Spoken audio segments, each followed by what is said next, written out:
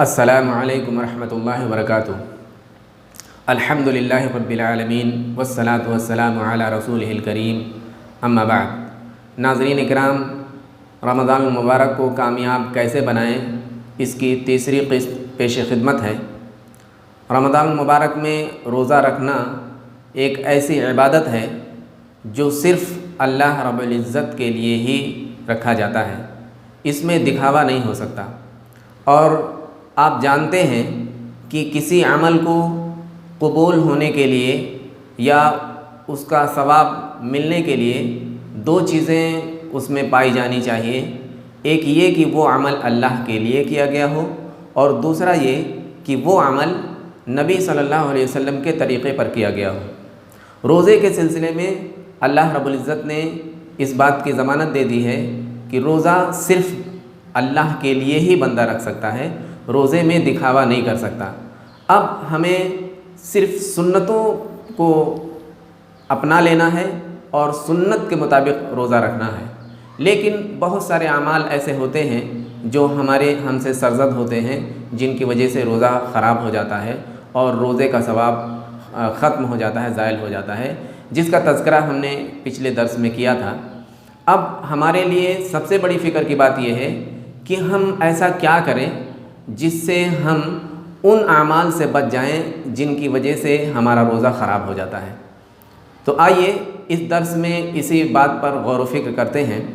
ناظرین کرام، میں آپ کے سامنے ایک حدیث پیش کر رہا ہوں جس میں اللہ کے نبی صلی اللہ علیہ وسلم نے اس بات کی طرف اشارہ کیا ہے کہ ہم کس انداز سے رہیں کہ ہم ان اعمال سے بچ جائیں جو ہمارے روزوں کو خراب کر دیتے ہیں۔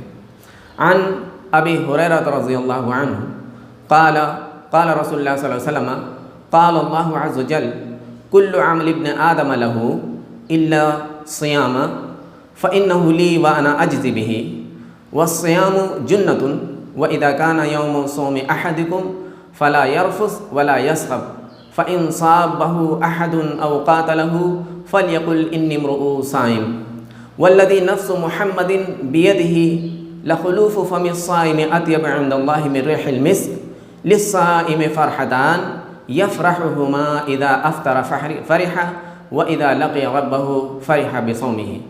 یہ صحیح بخاری کتاب الصوم کی روایت ہے۔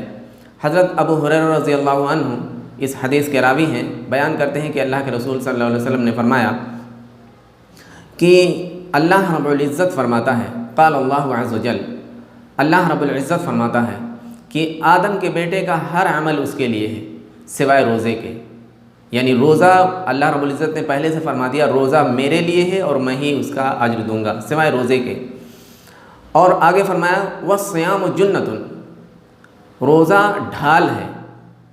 وَإِذَا كَانَ يَوْمُ صَوْمِ أَحَدِكُمْ، تم میں سے جو کوئی روزے کی حالت میں ہو تو اس کو چاہیے کہ وہ لایانی باتیں نہ کرے، گالی گلوج نہ کرے، لڑائی جھگڑے کی بات نہ کرے، اور اگر کوئی اس سے لایانی باتیں کرنے لگے، فسق و فجور کرنے لگے یا لڑائی جھگڑا کرنے لگے تو اس کو چاہیے کہ وہ کہہ دے میں تو روزے سے ہوں، میں تو روزے سے ہوں۔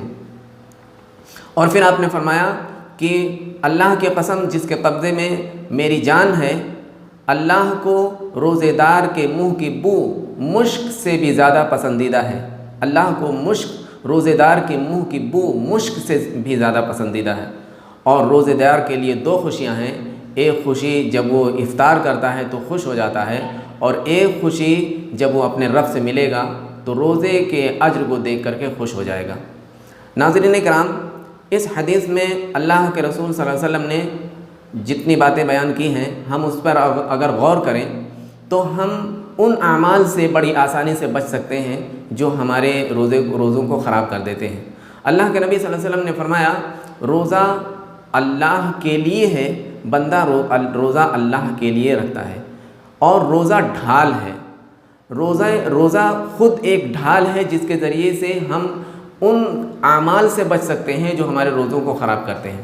جس طرح سے ڈھال پرانے زمانے میں جب جنگیں ہوتی تھیں تو تلوار کے وار سے بچنے کے لیے ڈھال کا استعمال کرتے تھے اور ڈھال کو سامنے لے آتے تھے، اسی طریقے سے ہم روزے کو ڈھال بنا سکتے ہیں۔ پہلا کام ہمیں یہ کرنا ہے کہ روزے کو ہم ڈھال بنا دیں، ڈھال کی طرح استعمال کریں۔ جس طرح سے جنگوں وار سے یعنی شیطان کے وار سے، یا یوں کہیں کہ ہمیں اپنے کردار اور اپنے نفس خواہش نفس کے وار سے بچنے کے لیے ہم روزے کو ڈھال بنا دیں۔ اب روزہ ڈھال کیسے بنے گا؟ ڈھال کا استعمال کیسے ہوتا ہے؟ ہم اس کو سامنے لے کر کے آتے ہیں۔ جب کوئی وار کوئی کرتا ہے تو اس کو سامنے لایا جاتا ہے تاکہ ہم اس کے وار سے بچ جائیں۔ اسی طرح ہم بھی روزے کو سامنے لے آئیں۔ کس طرح سے سامنے لائیں گے ہم روزے کو؟ ہم روزے کی اہمیت اور روزے کے فائدے کو سامنے رکھیں، اپنے ذہن میں رکھیں، تبھی یہ جا کر کے ہمارے لیے ڈھال بن سکتا ہے۔ اللہ کے نبی صلی اللہ علیہ وسلم نے اس حدیث میں فرمایا کہ روزہ اللہ کے لیے رکھا جاتا ہے، صرف اللہ کے لیے روزہ رکھا جاتا ہے۔ آپ سوچیں ذرا، جس عمل کو اللہ رب العزت نے یہ کہہ دیا ہو کہ یہ عمل میرے لیے ہے اور میں اس کا اجر دینے والا ہوں۔ فرشتے دیگر اعمال کے اجر کو لکھ لیتے ہیں، ثواب کو لکھ لیتے ہیں، لیکن روزے کا ثواب نہیں لکھتے، کیونکہ اللہ نے کہا ہے کہ میں اس کا ثواب دوں گا۔ فرشتوں کو منع کر دیا لکھنے سے، کیونکہ میرا بندہ میرے لیے روزہ رکھتا ہے۔ اس جملے پہ آپ دھیان دیں، میرے لیے روزہ رکھتا ہے۔ جس کام کو اللہ رب العزت نے میرے لیے کہہ دیا وہ ہمارے لیے کتنا اہم ہونا چاہیے کہ ہم اللہ کے لیے روزہ رکھتے ہیں۔ یہ ذہن میں رکھیں تو انشاءاللہ بہت سارے اول فول جو ہمارے زبان سے ادا ہوتے ہیں، یا بہت سارے اعمال جو ہم سرزد کر ہم سے ہو جاتے ہیں، ان سے ہم کافی حد تک بچنے والے بن جائیں۔ صرف یہ ذہن میں رہے کہ یہ روزہ جو ہم رکھ رہے ہیں وہ اللہ کے لیے رکھ رہے ہیں، اور اللہ اسپیشل طور سے ہمیں اس کا اجر دینے والا ہے۔ دوسری چیز یہ ہے کہ ہم اللہ رب العزت روزے دار سے محبت کیسی کرتا ہے۔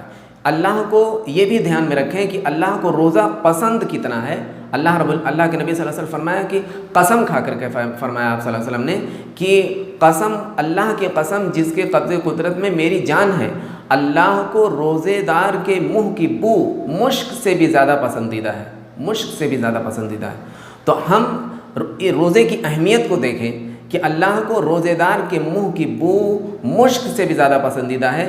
حالانکہ منہ میں اگر ہم دیکھیں، ہمارا جہاں تک تجربہ ہے، ہم جو تجربہ کرتے ہیں، منہ میں تو بدبو ہوتی ہے، لیکن اللہ رب العزت کو اس منہ کی بو مشک سے بھی زیادہ پسندیدہ ہے۔ یہ اللہ رب العزت کی محبت کی ادا ہے جو اس نے بیان کر اللہ کے نبی صلی اللہ علیہ وسلم نے بیان کیا کہ اللہ کو روزے دار اتنا محبوب ہے کہ اس کے منہ کی بو مشک سے بھی زیادہ پسندیدہ ہے۔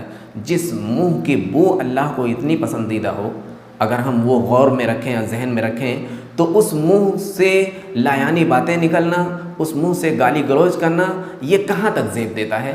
ذرا ہم انصاف سے کام لیں اور اس بات پر غور کریں کہ اللہ کو ہمارے منہ کی بو اتنی زیادہ پسند ہے، روزے دار کے منہ کی بو اتنی زیادہ پسند ہے، تو اس منہ کو زیب نہیں دیتا کہ اس سے لایانی بات اور گالی گلوچ نکلے، بلکہ اس منہ کا تو حق یہ ہے کہ اس سے کلام اللہ کی تلاوت ہو، ذکر و اذکار ہو اور اللہ کی باتیں ہوں۔